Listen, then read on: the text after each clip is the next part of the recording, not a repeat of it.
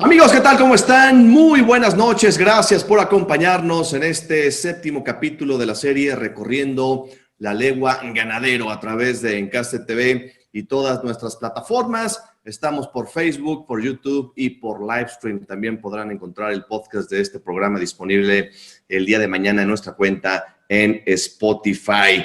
Y hoy toca el turno hablar de Querétaro. Importantísimo estado de la República Mexicana, importantísimo estado ganadero de Bravo en la República Mexicana, y dos ganaderos nos honran con su presencia esta noche aquí en Encaste TV en Recorriendo la Legua Ganadero. Y vamos a saludar a nuestros invitados y si me permiten comenzar con Francisco Aguilar de la ganadería de El Batán. Mi querido Francisco, antes que otra cosa, enviarte un muy fuerte abrazo y decirte que este programa se lo vamos a dedicar al matador de toros, ganadero, don Gavino Aguilar, que hace unos días se nos adelantó en el paseillo.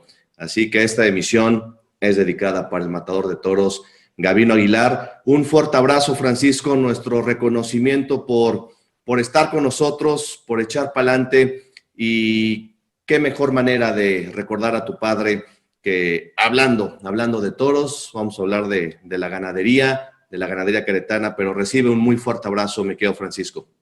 Muchas gracias. Ahora sí que en la tradición taurina siempre va por orden de antigüedad. Debió de haber abierto con don Javier, porque aquí esto es de tradiciones también, y nuestro reconocimiento siempre. Muchas gracias por sus palabras extensivas a toda mi familia, que seguramente nos estarán viendo y escuchando y saben la pasión que tenemos por esto. Gracias. Fuerte abrazo. Y saludamos a don Javier Garfia Sitges. Don Javier, bienvenido. ¿Cómo le va? Muy buenas noches. Gracias por acompañarnos. Muchísimas gracias. Es siempre muy grato tener esta oportunidad de intercambiar impresiones con algunos compañeros y de seguir fomentando la afición. Les agradezco mucho, Carlos y Belén. Igual, Francisco, siento mucho lo de tu señor padre, recibe un fuerte abrazo. A los demás compañeros del equipo, Rafael y José Luis, igualmente les agradezco mucho que nos hayan dado este privilegio de poder intercambiar impresiones con ustedes. ¿Cómo estás, Belén Vázquez? Muy buenas noches.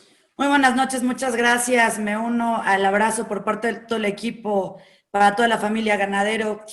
Francisco, gracias por echar para adelante hoy con nosotros y poder hablar de toros. Teníamos muchas ganas de hacer este programa. Querétaro, un estado tan ganadero, tanto que contarnos. Javier Garfias, un honor tenerlo en Encaste TV nuevamente.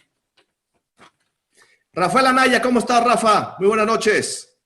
Hola Carlos, ¿cómo estás? Muy buenas noches, qué gusto saludarte nuevamente. Saludo a mis compañeros, a nuestros invitados, a la afición que nos sigue acompañando por este apasionante recorrido por el campo bravo mexicano. Y Francisco, evidentemente me uno a las condolencias de tu señor padre, un tipazo, faro de muchos toreros, en fin, ya lo estaremos platicando, y vaya mano a mano que nos espera el día de hoy. Sirva este espacio como sencillo y humilde reconocimiento para ambos ganaderos. Bienvenidos, buenas noches. Gracias. José Luis Martínez, Tote, ¿cómo estás, Tote? Buenas noches. Hola, Carlos, buenas noches a todo el equipo, a toda la gente que nos escucha. Y bueno, dos ganaderos creo que de alta experiencia y que nos van a sumar mucho a toda la afición que tenemos ganas de aprender.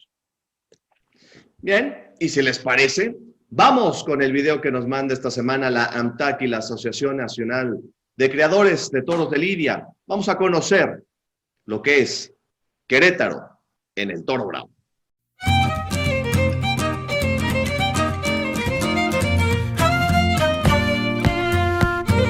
El estado de Querétaro cuenta con 33 ganaderías de toros de lidia, todas registradas en la Asociación Nacional de Criadores de Toros de Lidia, Shajai, fundada en el año 1923, Garfias, fundada en el año 1948, Santa María, fundada en el año 1956, Villar del Águila, fundada en el año 1963. El Batán, fundada en el año 1965. Ordaz, fundada en el año 1967. Jaral de Peñas, fundada en el año 1968. Los Cues, fundada en el año 1972. Antonio Guzmán, fundada en el año 1973. Gonzalo Iturbe, fundada en el año 1973. La Antigua, fundada en el año 1973. Cuatro Caminos, fundada en el año 1978. Javier Garfias, fundada en el año 1978. La Venta del Refugio, fundada en el año 1978. Magdalena González, fundada en el año 1980. Peña Bernal, fundada en el año 1980. Teófilo Gómez, fundada en el año 1980. Lebrija, fundada en el año 1985. La Muralla, fundada en el año 1986. Carlos Castañeda, fundada en el año 1987. La Esperanza, fundada en el año 1987. León Sergio González, fundada en el año 1987. Campo Real, fundada en el año 1988. Barralba, fundada en el año 1989. La Venta de Romero, fundada en el año 1989. Julián Hamdan, fundada en el año 1990. Los Encinos, fundada en el año 1990. Río Tinto, fundada en el año 1990. Rogelio Rosales, fundada en el año 1990. Tepeyahualco, fundada en el año 2017. Toros de Santillán, fundada en el año 2017. El Salitrillo, fundada en el año 2018. Palma del Río, fundada en el año 2018. Se estima que en conjunto las ganaderías queretanas tienen una extensión territorial superior a 21.424 hectáreas. Dicha superficie ocupa áreas de monte o cerril con vegetación de pino, encino y sabino, y otra parte en laderas o pastizales que también se usan como agricultura de temporal. Estas ganaderías contribuyen a la generación de empleos en el campo para peones, médicos veterinarios, caporales. Estos últimos aproximadamente son 5 por ganadería, que promedian 185 caporales que dan sustento a sus familias. Estas ganaderías, a través de las labores que realizan sus propietarios y del tiempo, han aportado a la conservación de la biodiversidad, manteniendo un alto compromiso con la ecología que es transmitido de generación en generación, asegurándose de no utilizar ningún tipo de químicos que dañe el medio ambiente, contribuyendo con la conservación de flora y fauna. Dentro de las acciones realizadas por las ganaderías de toros de Lidia está el establecimiento de cientos de hectáreas de brechas cortafuegos que funcionan como barrera artificial a las llamas. Por lo que al valor de la tierra respecta, la superficie destinada a la crianza del toro bravo en Querétaro tiene un valor aproximado de 1.499.732.207 pesos mexicanos. El tamaño promedio de hato en las ganaderías es de 417 cabezas de ganado bravo, por lo que nos da un total aproximado de 13.761 cabezas de ganado bravo en el estado de Querétaro. El valor de las ventas de las ganaderías de bravo en el estado de Querétaro, según un estudio realizado en el 2015, ascendió a aproximadamente 76.250.330 pesos mexicanos. Gran video, gracias Alan Taque, a la Asociación Nacional de Creadores de Toros de Lidia. Qué datos tan interesantes y los temas que aporta la fiesta de los toros a la cultura mexicana, al día a día de nuestro país son muy importantes, y la ganadería de Bravo es algo fundamental dentro de esta estructura de la fiesta de los toros en nuestro país. Abrimos la conversación y, si les parece bien, platicamos en primer término con el ganadero don Javier Garfias Sitges, criador de toros bravos y heredero de un legado importantísimo en la cabaña brava de nuestro país, hijo de don Javier Garfias de los Santos, en gloria de Dios esté, uno de los mejores ganaderos que ha dado indiscutiblemente nuestro país. Don Javier, el en sí de los Garfias, la sangre de Garfias se ha regado a lo largo y ancho del territorio nacional. Yo sí creo que Garfias es un encaste y es uno de los encastes más importantes que tiene el campo bravo en México.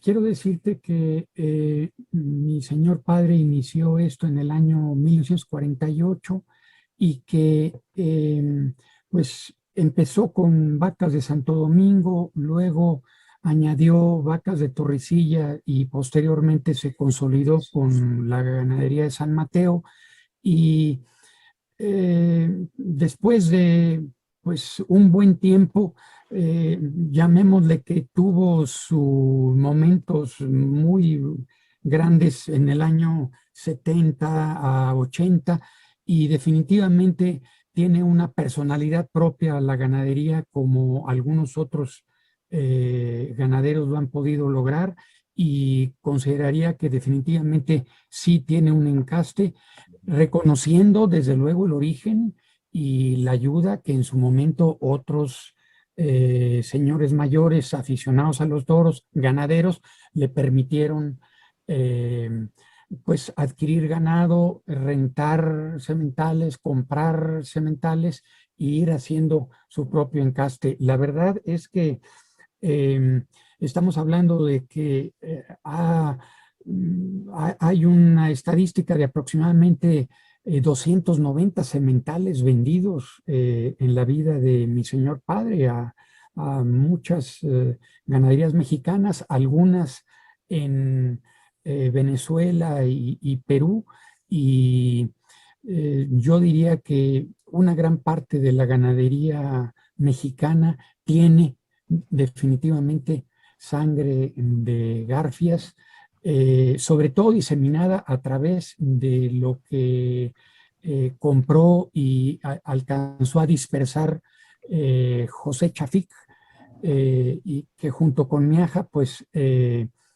hicieron una gran aportación a muchas ganaderías mexicanas.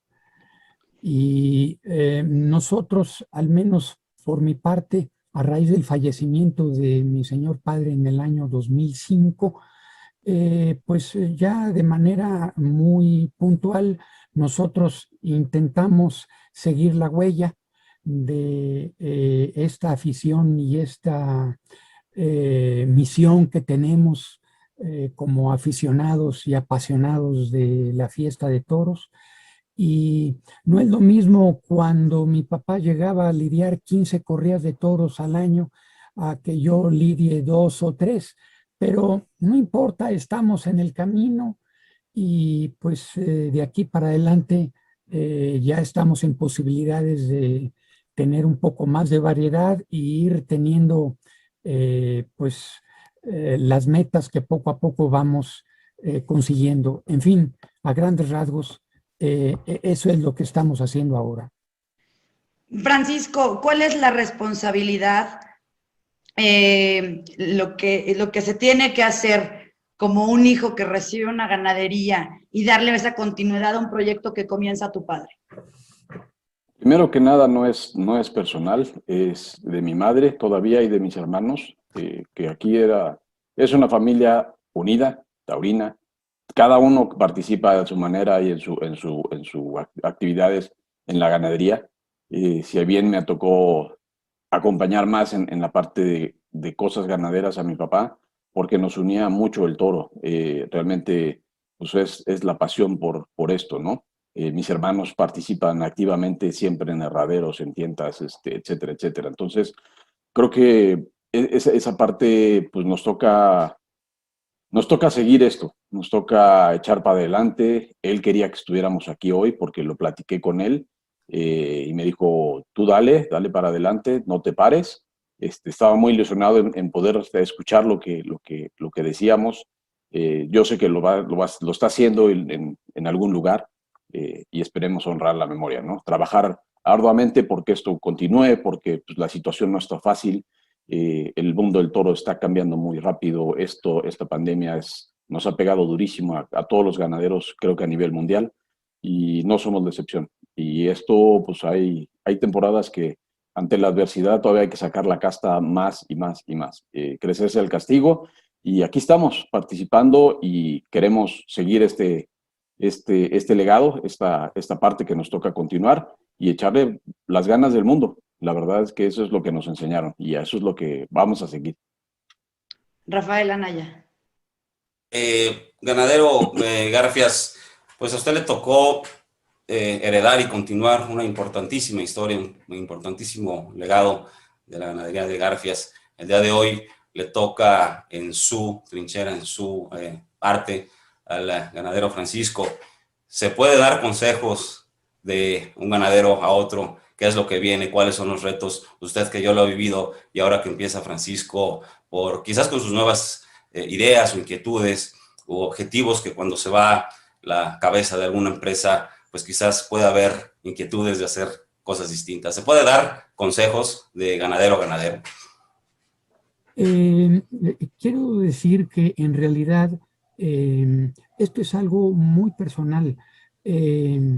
No significa que no se intercambien impresiones, pero hay mucho celo entre un ganadero y el otro. Sin embargo, pues hubo gente mayor que apoyó a mi señor padre.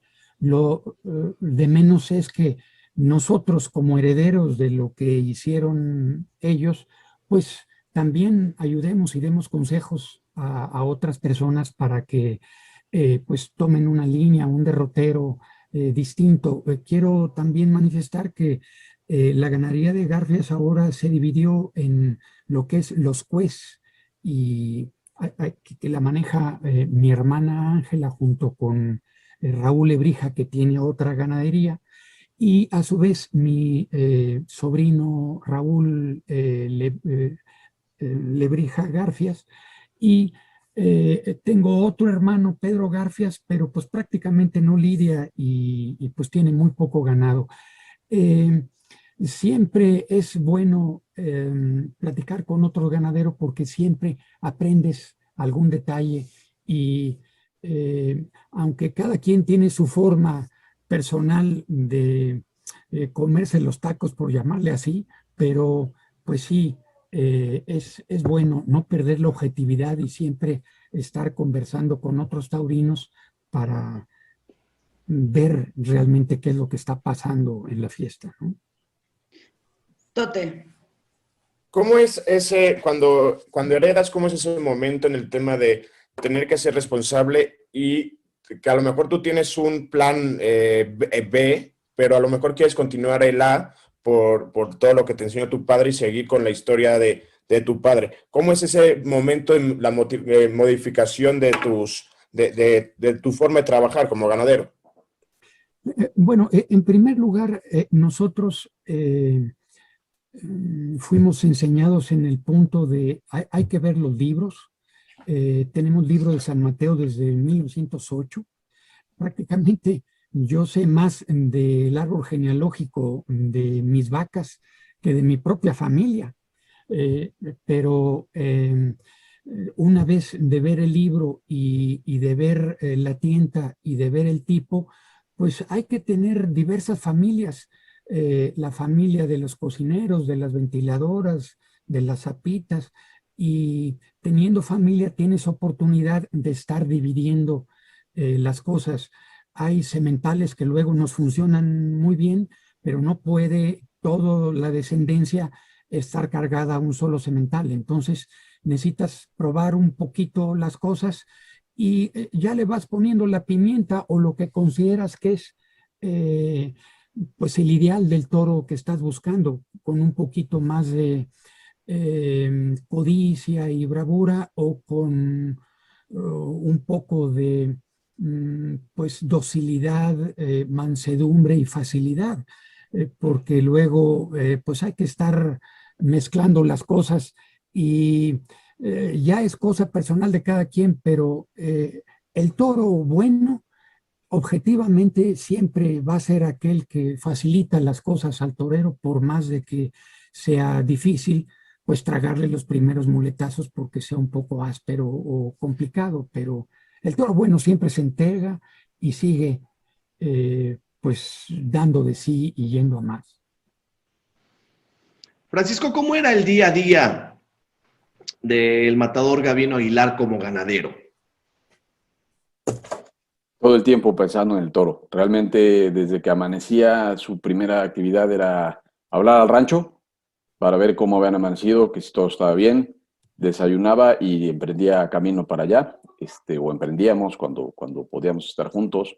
Y desde muy temprano, muy trabajador, siempre muy, muy disciplinado, un hombre que tenía las cosas muy, muy bien hechas, muy bien cuadradas, muy bien documentadas, a pesar de que a él nadie le enseñó, esto lo fue aprendiendo a lo largo de la marcha, y ese es el día a día. Realmente mi papá llegaba y pues agarrar su camioneta y a darle la vuelta y a dar de comer, a hacer 1000 cosas que hay que hacer diarias en una ganadería. Si no es una fuga de agua, es un cercado, y si no es un cercado, es un nacimiento, y si no es una vacunación, una desparasitación, puede ser apartar a un animal, puede ser, vaya, ahí la ganadería te brinda esas posibilidades de que no es un trabajo monótono.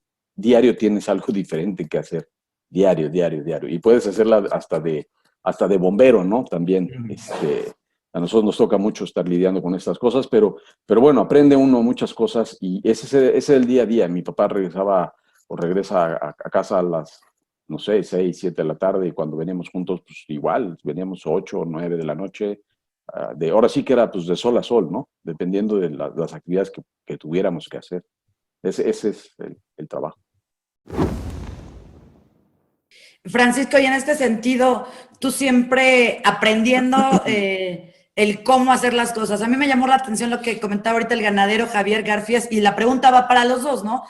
Esta alquimia que acaban de mencionar, si le ponemos un poquito de esto y otro poquito de esto, por los libros, por cómo ven en los comportamientos en la plaza, en la de tiendas, pero Francisco Aguilar, cuéntanos del Batán, y a ver si ahorita Javier Garfias nos cuenta que sé un poquito esta parte entre los libros y la intuición, la famosa intuición que deben tener los ganaderos para ir llevando la ganadería como quieres que te resulte. ¿Cómo funciona esto, Francisco?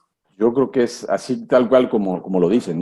El ganadero es un alquimista, y tienes que tener una base, y de ahí vas haciendo tus propias mezclas y vas buscando tus propias cruzas para ver qué es lo que estás buscando, el toro que tú quieres, el toro que a ti te represente y que te des un espectáculo que a fin de cuentas pues es un espectáculo para el público, ¿no? Pero el primero tiene que ser el toro. Sin toro no hay fiesta, y sin toro no hay nada. Entonces creo que esa base pues tiene que ser criada y guiada en esa manera, y poder transmitir al público, a la gente del tendido, a la gente que paga un boleto, a la gente que hace el favor de ir a hacer una presencia a una plaza de toros, a un festival, a una novillada, a tantas cosas, ¿no? La selección desde la madre, el padre, los abuelos, como decía don Javier, el estar estudiando los libros. Tuve la oportunidad de poder estar platicando muchísimo con mi papá de los libros, y no fue actual, sino vaya, estamos juntos en esto desde hace muchos años. Entonces, pues vaya, cuando él me permitió también poder empezar a entender los libros, ya tiene varios años, ya tiene muchos años más bien, pues ir conociendo esos secretos, ¿no? Esto con esto aquí, esto para por aquí, esto es lo que, mira, esto es lo que yo quiero aquí, y ese diálogo que hay en el día a día, cuando tú vas en el coche, cuando vas montado a caballo, cuando tienes esas oportunidades que el campo te da, y que el día a día te presenta, ¿no? Eso es muy bonito, y es la parte que más se disfruta y más se apasiona uno con esto, ¿no? El ir conociendo el porqué, las vacas, etcétera, etcétera. Eso es muy bonito. Rafa. Ganaderos, me regreso un poquito a lo que hablaban hace un momento de la alquimia y que nos platicaran qué significa refrescar la sangre, qué es el famoso refresco y en qué momento se busca y se hace en la ganadería. Don Francisco, por favor. No, don Javier, por orden de antigüedad. Bueno, yo en realidad quiero decirte que mi señor padre empezó básicamente con, como mencionaba, con lo de Santo Domingo, luego las vacas de Torrecilla, luego lo de San Mateo, y combinando estas tres orígenes, llegó a consolidar una ganadería propia y prácticamente no ha, al día de hoy, no padrió ni he padreado ningún otro semental que no venga de la ganadería de San Mateo. Él tuvo oportunidad, haciendo mención a lo que comentaban anteriormente, de intercambiar impresiones y sementales con José Chafik Hamdam, y le prestaba unos toros, mi papá a su vez le prestaba otros toros, y se hacía de varias ramas, y lo importante es tener varias ramas para tener oportunidad de estar manejando diversos comportamientos de los toros. Adicionalmente, vale la pena considerar que el refresco lo ha tenido porque hemos tenido la línea desde que compró, desde el año 54, 55, la línea materna o paterna de lo que compró en aquel entonces mi papá. Y algunas otras líneas que le faltaban a él adquirir, pues las adquirió con este intercambio, pero el refresco ha sido del mismo origen de lo que adquirió mi papá. Hay otros ganaderos, compañeros, que prácticamente han adquirido otras encastes completamente distintos, pero pues nosotros tenemos aquí historia de 100 años o más, y eso te da mucha idea de qué es lo que estás haciendo. Y prácticamente nosotros vamos a continuar con este mismo origen, pues por lo que nos quede de vida, tratando de hacer las cosas lo mejor que se pueda. Paco. Yo Sí, creo Paco. que, digo, a nosotros, a mi papá le toca recibir una ganadería empezada, comenzada, por don Manuel Gameros, luego por mi tío Raúl, y de ahí mi papá refresca la sangre buscando un toro que a él, como torero, primero que nada, porque mi papá decía, yo no soy ganadero, primero soy torero, soy matador. Inclusive si en el rancho alguien le decía matador, ganadero, primero decía no, eso no, va primero ¿cómo se llama? Y había un castigo por ahí. Entonces, digo, ahí la parte de mi papá era el empezar a buscar él su propio toro, haciendo sus refrescos con lo que él creía y que afortunadamente pues las cosas se le dieron y han venido caminando desde hace muchos años, buscando un toro que dé esa emotividad. Y yo creo que los atinos que se tienen los ganaderos es hacer esos refrescos en un momento indicado, cuando la ganadería, cuando el sentimiento, cuando lo que tú estás viendo de resultados de tus toros en las plazas, en las becerras, en las plazas de tienta, pues que te están dando los resultados que vas buscando, ¿no? Realmente, digo, que yo ahorita tenga en la mente, pues son 5 o 6 diferentes que llegaron con diferentes características y que tiene ya algunos años que realmente pues no metemos absolutamente nada, ya tenemos sementales propios, que esto lleva muchísimos años, el poder ir teniendo esa selección propia, el poder decir, ahora sí ya estoy a gusto con esto, más nunca creo que se debe estar uno cerrado a buscar una nueva posibilidad el día de mañana, ¿no? Porque pues, las cosas son dinámicas y va cambiando el entorno y las condiciones, etcétera, etcétera. La fiesta va cambiando, los gustos, etcétera, etcétera. Entonces creo que esos son momentos que se tienen que ir evaluando y participando, viendo diario tus animales, como decía don Javier, la ganadería es un ejercicio diario de observación. Si no es una cosa, es otra, y eso se tiene que transmitir en la plaza el día de mañana, ¿no?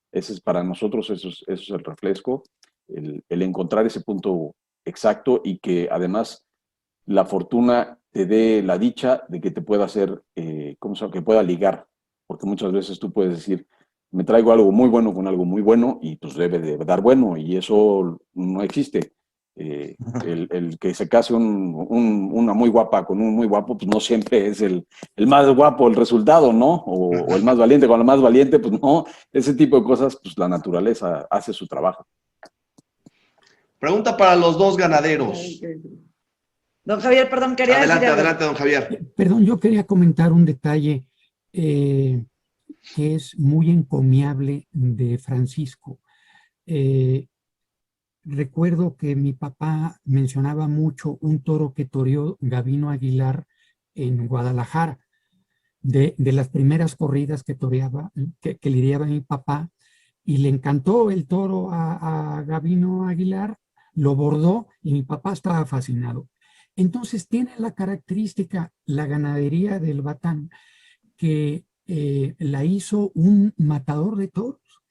Y a veces el matador de toros tiene otro concepto distinto y pues generalmente no daba resultado. Tenemos a Lorenzo Garza que se hizo ganadero y pues no le dio resultado, pero esta es una honrorísima excepción, desde luego. Por ejemplo, el Niño en la Capea como ganadero, Javier Bernaldo, y quizás algunos otros que se me escapan, pero como matador de toros uno tiene pues una sensibilidad especial que aporta a la ganadería, pero que también es una desventaja de cierta manera porque uno va al toro en un momento dado que le gusta más al torero, cuando el ganadero pues puede tener otro concepto distinto, ¿no? Perdón, no sé qué opine Francisco. No, don Javier, estoy completamente de acuerdo. Esa era una anécdota muy bonita de mi papá, de pegarle a aquellos naturales parado en los medios a ese toro cárdeno claro que era de origen Garfias. Y mi papá me cuenta que, por ejemplo, la primera vuelta al ruedo que dio don Javier fue con mi papá. Así es. Sí. Y ese tipo de cosas, hoy por hoy, estamos aquí los dos, son circunstancias y casualidades de la vida, ¿no? Estamos dos que siguen en la línea y aquí estamos. Y realmente, pues, este tipo de convivencia es muy buena. Hemos logrado en Querétaro un acercamiento de ganaderos, de pláticas y de interacción que antes, pues yo creo que cuando menos yo no conocía aquí en Querétaro, y que pues todos nos han abierto las puertas. Entonces ha sido muy bonito esta etapa y compartir este tipo de experiencias son padrísimas. Y hablando de Querétaro, pregunta para los dos ganaderos. Las características de clima, de vegetación, de fauna que hay en el campo bravo queretano y particularmente en sus casas ganaderas, don Javier. Bueno, el campo queretano es un poco duro. En esta época de seca e invierno es bastante complicado. Al menos a la altura en donde estoy yo, por ejemplo, Francisco está más alto de donde estamos nosotros. Bueno, tenemos oportunidad de tener nopal, podemos chamuscar nopal y ayudar al ganado con eso. Además de pues estar comprando algo de alimento, de materia seca para que puedan rumiar. Y luego nos ayudamos con un poquito de ganado manso para poder pues tener algún pequeño ingreso adicional y poder sacar los ranchos adelante, porque como bien manifestaba Francisco, pues con la pandemia no las hemos visto duras, pero pues ya estamos metidos hasta la Coronilla y Dios mediante vamos a seguir. Sin embargo, es un terreno también muy noble, pequeñas lluvias que nos caen y empiezan a salir el pastito que luego ocasiona problemas a los animales porque todos quieren comerse el pastito, pero como está muy verde, pues tiene que madurarse para que puedan asimilarlo bien, pero nos ha ido bastante bien, la verdad. Francisco. Bueno, el campo en Querétaro realmente está muy unido, estamos muy cerca, a diferencia de ganaderías que la extensión territorial es mucho más grande por estado. Aquí realmente hacemos, pues a lo mucho haremos 1 hora de una ganadería a otra, a la más lejana, ¿no? Entonces, ese tipo de cosas, inclusive con estas características, pues podemos ir desde, nosotros estamos en la parte más alta, estamos alrededor de 2.600 metros sobre nivel de mar, y que podemos bajar a lo mejor hasta los 1.400 más o menos en otra ganadería aquí en Querétaro. Y esto te da una diversidad de clima y de condiciones en suelos, ¿cómo se llama? En vegetación, como bien decía don Javier, hay quienes tienen más nopal, nosotros no tenemos más nopal, tenemos mucho más pastizal que tenemos que cuidar. Son ese tipo de cosas, las características que van dando en cada una de las ganaderías, ¿no? Es un clima semiárido, realmente Querétaro, y hay lugares que todavía son mucho más áridos en la parte de Querétaro hacia allá Colón, Ezequiel Montes. Es como la parte más dura ¿cómo se llama? De suelos y de clima, ¿no? Allá llueve menos de lo que nos llueve a nosotros, por ejemplo. Entonces creo que cada ganadero y cada rancho, inclusive a cada potrero, llega a ser diferente uno de otro. Entonces, el ir conociendo todos estos lugares y entendiendo las condiciones de cada ganadero, con lo que tiene que lidiar y con lo que tiene que salir adelante, es digno de admirarse de cada uno de ellos, ¿no? Tote. 2 preguntas. Primero, la primera para ambos, ¿cuál es el labor de un manso en la ganadería? Y la segunda es, ¿qué ventajas tiene o desventajas tener una mayor o menor altura cuando el toro llega a la plaza de toros? Don Javier. Bueno, el tener el ganado manso te ayuda porque es la madrina que le acompaña al toro bravo para moverlos de un lugar a otro, y como pues el hombre luego se inspira, entre otras cosas, en la mujer, bueno, pues el toro ve una vaca brava o mansa y pues se va detrás. Y ayuda bastante en que el toro se atempere en su actitud y puedas manejarlo con un poco más de docilidad, independientemente de que luego hay toros que nosotros le mencionamos cruzados, hijo de una vaca mansa con un toro bravo, y luego los castras para que te sirvan precisamente de manejo los bueyes. Y por lo que se refiere a incluso eso lo utilizan mucho para los jaripeos, los toros le llaman media sangre. Perdón, me comentabas otra cosa, José Luis, que estaba pensando. ¿Qué otra cosa me comentaste? Perdón. Lo de la altura. ¿Qué ventajas o desventajas hay cuando hay una mayor o menor altura cuando el toro llega a una corrida? Definitivamente, el toro a nivel del mar tiene mucho más oxigenación y más juego. El toro en la Plaza México es muy alto y es bastante complicado. Y el toro tiene que tener raza para que pueda embestir con 460 kilos o más y que te aguante 40 muletazos. Pero normalmente los toros, bueno, antes en Acapulco, ahora pues en Cancún, Mérida, Vallarta, tienen normalmente mayor juego, por llamarle así, mayor desenvolvimiento. Al menos es la experiencia de lo que yo he visto. No sé qué opine Francisco. Es correcto, la altitud, pues sí, tiene mucho que ver. Por ejemplo, los atletas se preparan a grandes altitudes, boxeadores y todo van a correr y al centro Otomí, y donde hacen base para llegar en las mejores condiciones posibles, ¿no? Inclusive, pues el toro también tiene esa parte. Como dice don Javier, pues no es lo mismo lidiar en México que lidiar en Mérida, por ejemplo. Las condiciones son muy diferentes en cuanto a la altitud y el desempeño del animal, porque a fin de cuentas el toro es un atleta. Entonces, como tal, lo tenemos que ver, y esas partes son que poco se conocen y que son importantes darlas a conocer, ¿no? Buena pregunta. Sí.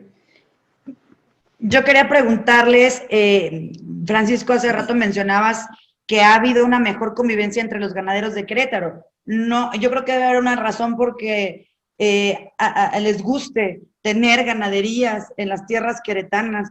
Obviamente la ubicación, 33 ganaderías. ¿Cómo se le hace como delegado para tener esta unión con todo lo que también comentó don Javier de los celos y todo lo que puede existir, pero llegarlos a unir y decir, vamos por el bien de la fiesta del toro bravo queretano, ¿no? ¿Cómo se hace esta unión entre ganaderos? Creo que me tocó ser partícipe de esta parte muy bonita, porque realmente el campo tiene mucho que ofrecer y mucho que dar. Y cada ganadería, como decía don Javier, guarda celos de sus libros, en su historia, en su día a día, ¿no? Pero cuando nos empezamos a juntar y esto, pues realmente fue con una énfasis de aquí no vamos a convencer a nadie de otras cosas. Aquí cada quien va a seguir, ¿cómo se va? Manejando sus cosas a lo que mejore o lo que, como a su conveniencia, ¿no? Pero creo que esa convivencia se ha logrado, el poder juntarnos de vez en cuando, hasta a veces vía Zoom, para platicar, para decir, oye, hay este tipo de cosas por aquí, hay este apoyo, hay muchas cosas que puedan ir funcionando, ¿no? Y yo creo que la unión hace la fuerza, y como pues, representante aquí en Querétaro y todo, pues ha sido una labor dura, porque no es lo mismo también llegar con estos señorones a tratar de que pues, un joven pueda llegar, ya no tan joven, pero que pueda llegar a tratar de unirlos, ¿no? Y les agradezco a todos mis compañeros la apertura que han tenido para conmigo, y creo que ha funcionado. Se han hecho cosas bien interesantes aquí en Querétaro. Fuimos el primer estado al que nos permitieron aretar con ciniga a nosotros mismos, porque esto era una cosa federal, hasta que no traje al mero de ciniga y le expliqué cómo era el manejo del ganado bravo. Inclusive nos dieron la aprobación de poder aretar nada más con el botón, ¿no? Entonces, son cosas que se han hecho aquí en Querétaro, se han trabajado. Yo creo que somos el estado con más animales aretados bajo el programa de gobierno, que realmente ha facilitado también el movimiento hacia las plazas de toros, de este tipo de ganado. Y bueno, esa parte ha sido muy, muy, muy agradable. ¿Aretar con qué ganadero, perdón? Es un arete amarillo que se llama, Okay. es el sistema de identificación. Sí, es sí. el arete de ciniga, es un arete amarillo. Entonces, ese arete, lleva datos desde el origen, cuándo nació, etcétera, etcétera, ¿no? Por si algún día una campaña de vacunación o algún brote pueda surgir, pueda el gobierno dar la rastreabilidad hacia el origen de ese animal, ¿no? Okay. Pero decía arete de botón. Sí, el ganado debe de llevar por ley 2 aretes, uno bandera, que es una banderita que trae un número, y hay uno redondito que tienen en la otra oreja, y ese es el que nos dejan nada más poner ese para lidiar en plazas. Porque algo que le decíamos a estas personas es, oye, pues no sean gachos. Digo, ver a un animal bravo con una bandera, pues no es precisamente lo más bonito, ¿no? Entonces, es lo más elegante y lo más digno para el toro de lidia. Ok. Don Javier, ¿cómo es la convivencia con los otros ganaderos del estado? Y esto que nos está platicando Francisco, ¿le ha tocado pues que lleguen nuevos ganaderos, que se asienten algunas ganaderías en el estado de Querétaro? ¿Y cómo ha sido esta convivencia usted que ya es queretano por tiempo y por vida acá en el estado? Déjame decirte que no sé si existe un grupo similar en el país, pero Francisco ha liderado el grupo y ha tenido una cohesión y una respuesta realmente increíble. Yo no la había visto antes, y me da mucho gusto pertenecer a él, a ese grupo. Y de alguna manera se han incorporado más compañeros y pues nos da mucho gusto. El chiste es que esto siga creciendo y poder intercambiar impresiones. Rafa. Perdón. No, perdón, Ganadero, sigue. Adelante, don Javier. Quería comentar en realidad que el arete permite facilitar los traslados y tiene perfectamente identificado a los animales. Pues de alguna manera disminuye el abigeato y tienes un poco más de control. Si llega a morir algún animal y lo ves después de 2 o 3 días donde ya no le ves el número que le pusiste con el fierro quemador, sí le ves el arete que tiene y con eso puedes identificar a qué vaca pertenece y tienes pues un mayor control de qué es lo que está pasando con tu ganado, ¿no? Correcto. Yo desde hace mucho tiempo tenía la inquietud de preguntarle a los ganaderos acerca de los nombres de los toros. ¿Cómo se nombran a los toros? ¿Hay alguna regla mecánica, historial? ¿Los toros se nombran en la ganadería al llegar a la plaza? ¿Cuál es el procedimiento de cada ganadería de darles y bautizar a los toros? ¿Cuál es esa forma de hacerlo? Francisco.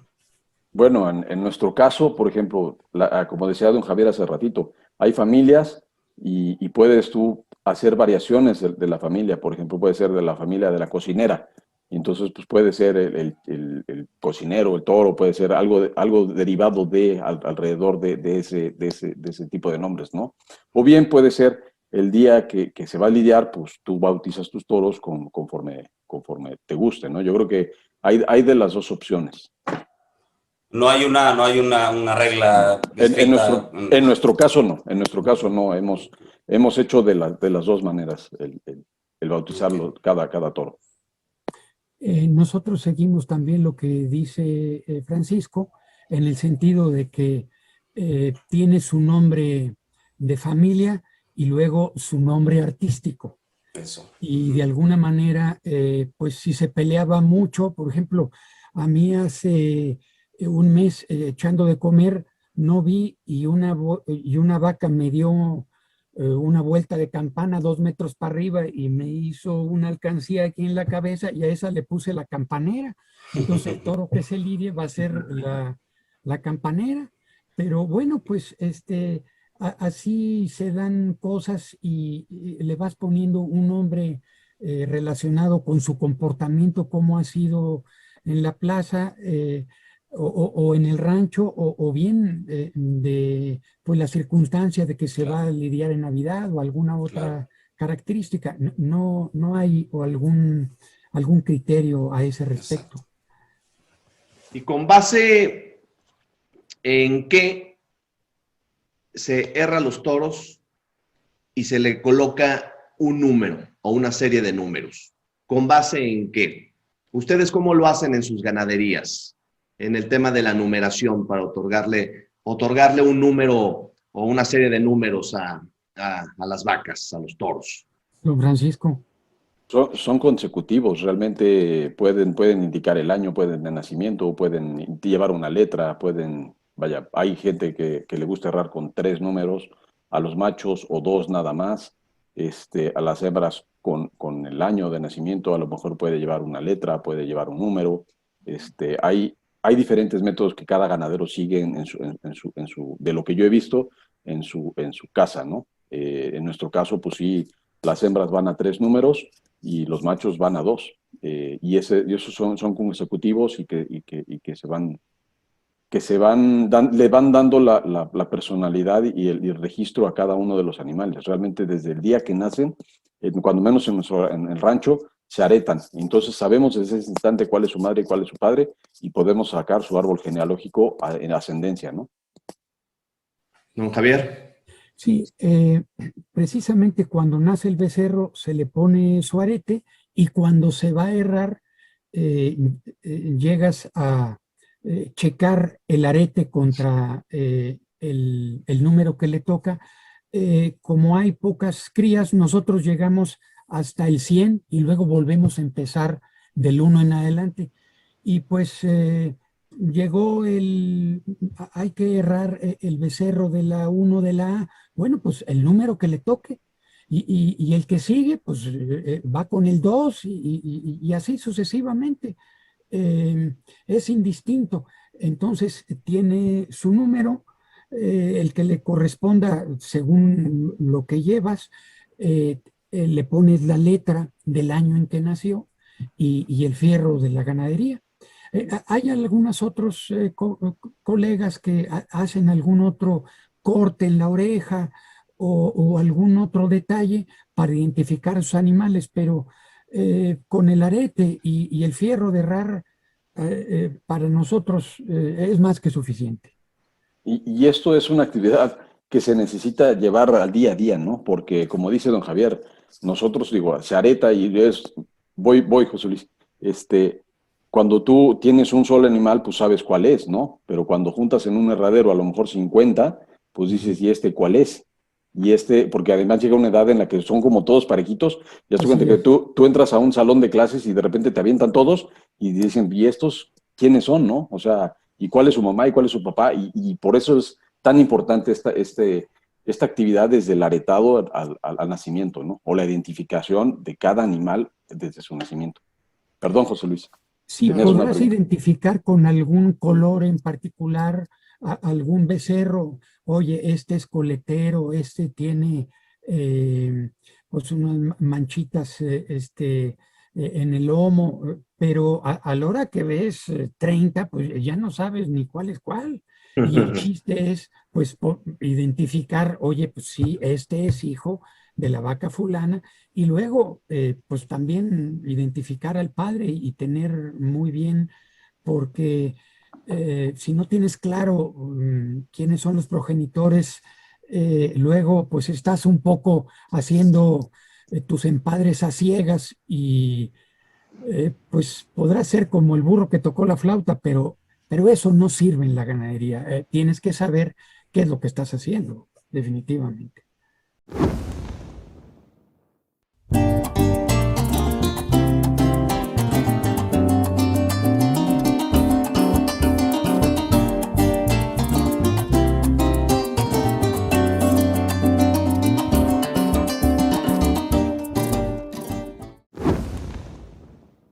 Yo quisiera hacerles una pregunta. ¿Se recuerdan que, bueno, con la pandemia apenas, afortunadamente, después del Torotón, ha habido algunos festejos en Huamantla y recientemente en Zacatecas?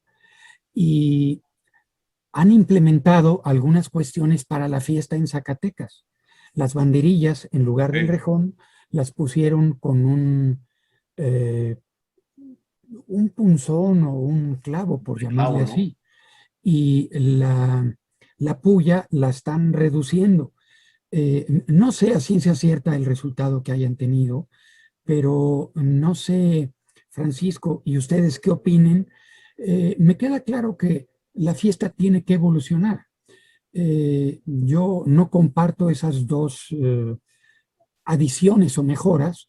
Me gustaría limitar los intentos de descabello, por ejemplo, o tener una puntilla un poquito más agresiva, por llamarle de alguna manera, para disminuir el detalle de que tarde mucho en morir el animal, pero no sé qué opinen al respecto, porque es un punto importante.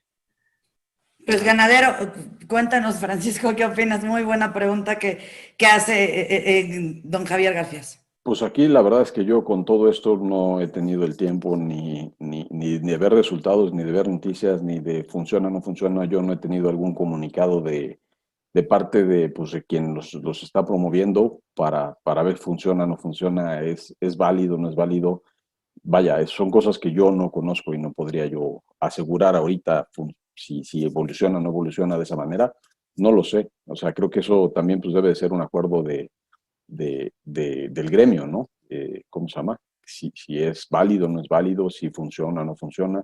Yo en lo personal, yo no comparto con ese tipo de cosas porque creo que pues el toro, el que es bravo, donde quiera va a ser bravo. Definitivo, Y definitivo. el que va a aguantar y ese tipo de cosas, ¿no? Sí, entonces yo estoy De con acuerdo. don Javier en la parte de intentos de descabello, de tirarse a matar, de ese tipo de cosas que a lo mejor es otra posibilidad. Yo creo que son cosas que la tauromaquia tiene que ir evolucionando y son tantas cabezas en esto, pues cada ganadero es un mundo y cada torero es un mundo y cada plaza es un mundo y cada público es un diferente. Entonces, creo que buscar esa balanza entre todos es muy complicado, pero bueno, los intentos ahí están.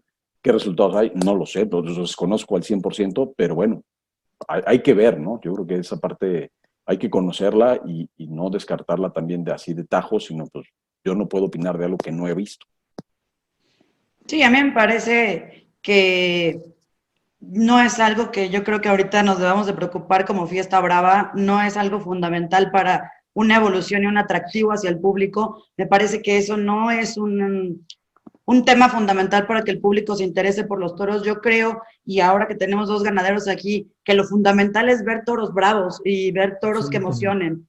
Y si el toro emociona, todo lo demás, la gente y la afición responde, porque si el toro te causa esta emoción en la plaza, si el torero se entrega, pues la gente se entrega y no hay más que hacer. No hay que buscar, yo creo que Hay muchas fórmulas. cuestiones para querer darle un giro a la fiesta hay que respetarla por su origen y entre más nos apeguemos a la esencia, creo que la fiesta va a tener más evolución. Ese es mi punto de vista. Sí, absolutamente de acuerdo. Como dicen por ahí, el buen perico donde quiera es verde. Claro. Y el detalle es que el toro bravo que va más y que lo pican, bueno, el toro sangra, se descongestiona, normalmente se crece, o bien puede salir dando coces y huyendo del castigo, pero bueno, es una prueba adicional que tiene el toro y el chiste es que supere las cosas. Hay estudios, no soy veterinario, donde dicen que no sufre el toro porque segrega unas sustancias, hormonas específicas que le disminuyen mucho el dolor. Me ha tocado ver que luego con las banderillas hay toros que, por llamarle así, berrean o lloran, y hay toros que ni se inmutan, haz de cuenta que no les hicieron absolutamente nada, pero no hay como ver un toro que se arranque de largo y que emocione. tenga codicia y que Claro. pues en realidad es espectáculo. Eso es lo que hace la diferencia. Sí, yo creo que en ese sentido la preocupación prioritaria debe ser la bravura, ¿no? Que tanto exigimos hoy como aficionados.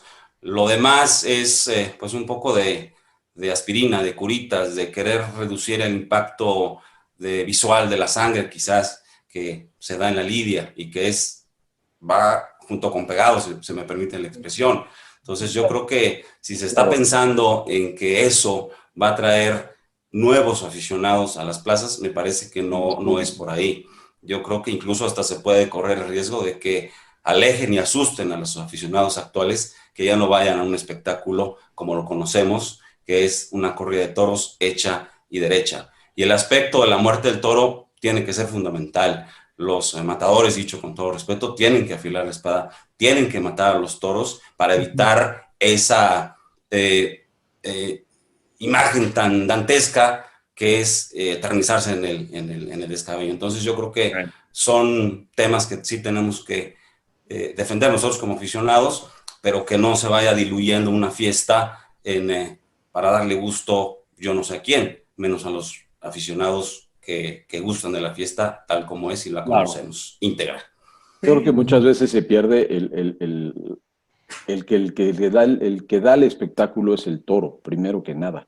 Es el que tenemos que cuidar y preservar, y los ganaderos los cuidamos los 4 años, 4 años y medio, 5, los que sean, para que, por ejemplo, se embarquen un día antes en malas condiciones y que se lidien hasta el otro día cansados. Creo que ese tipo de cosas son las que podríamos también echarles un ojo, ¿no? Hay diferentes circunstancias por las que estas se dan, pero pues cuando sale un toro en plenitud a un ruedo, es el espectáculo más bonito que hay. Y la inteligencia la inteligencia del torero de poder pararse enfrente y descubrir lo que tiene ese animal dentro, eso creo que hace el espectáculo completo. Claro.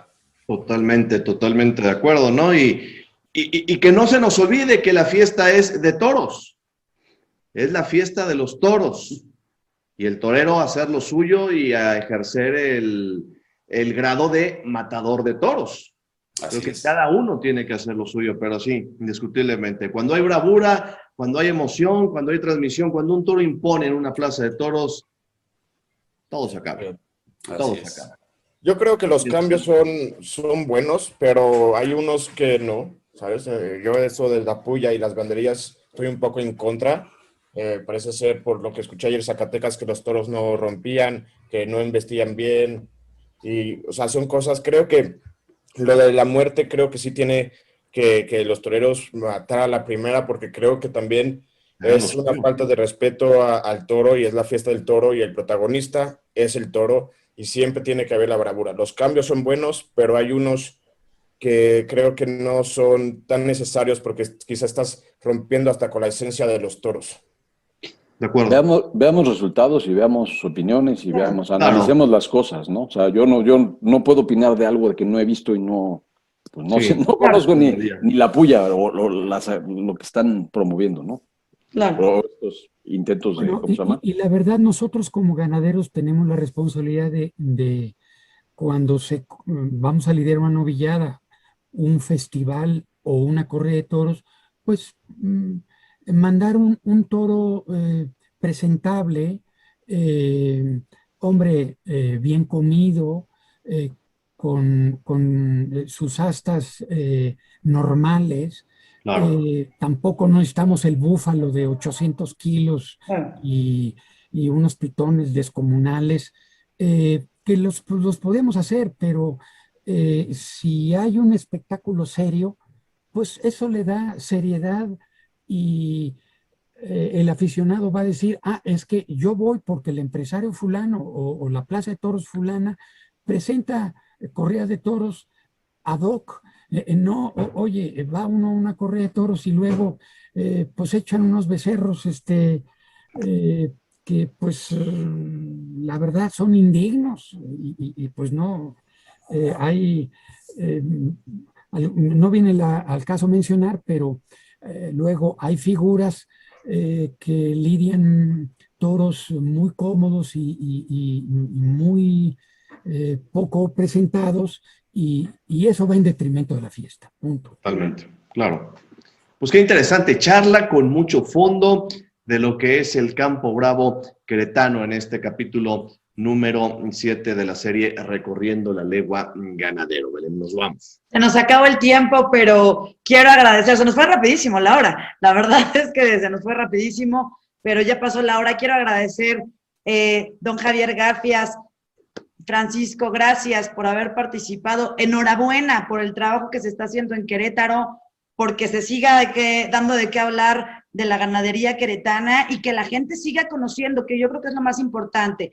Las variaciones, las variantes y las opciones que tenemos de ganaderías, de encastes, los nombres de los ganaderos, los nombres de sus ganaderías, qué es lo que tienen, para que se vayan empapando y la afición creo que se vaya acercando mucho más a honrar al verdadero protagonista que es el toro. Gracias por hoy compartirnos algo de lo que es el cuidado y cuidar de este animal en sus tierras. Don Javier Garfias Sitges, muchas gracias. Muchísimas gracias a ustedes por la oportunidad de transmitir estos coloquios a la afición. Gracias a su programa y a Rafa, José Luis, Carlos, Belén, un abrazo y muchas gracias otra vez. Gracias, gracias a don Francisco Aguilar, mi querido Francisco, otra vez, fuerte abrazo. Muchas gracias, gracias por estos espacios que nos brindan. De Querétaro sale alrededor del 60% de su producción a diferentes partes y estados de la República para participar en diferentes plazas. Honor a todos los ganaderos queretanos y a todos los ganaderos de México y del planeta taurino. Muchas gracias, cada uno hace su esfuerzo y aquí estamos para lo que haya que sumar, para lo que haya que aportar. lo haremos con mucho gusto, mucho para tirar para adelante para esto. Gracias. Gracias, Rafa Naya. Gracias, ganaderos. Un privilegio platicar con ustedes, Francisco, en todo lo que vale tu participación esta noche. Ganadero Javier, muchas gracias y nos vemos en la próxima. Gracias, José Luis Martínez. Bueno, creo que es como todos unos programas impresionantes. Creo que hablar del toro de que es la fiesta, el protagonista, creo que te suma. Yo como joven creo que me apasiona hablar del toro, me vuelve loco y me enamora más saber más de toros. Gracias. Hasta el próximo lunes. Tendremos, ya lo saben, otro capítulo. Será el 8º ya de Recorriendo la Legua en Ganadero. Gracias. Que pasen muy buena semana. Buenas noches. Yo soy Carlos Flores. Pásenla muy bien.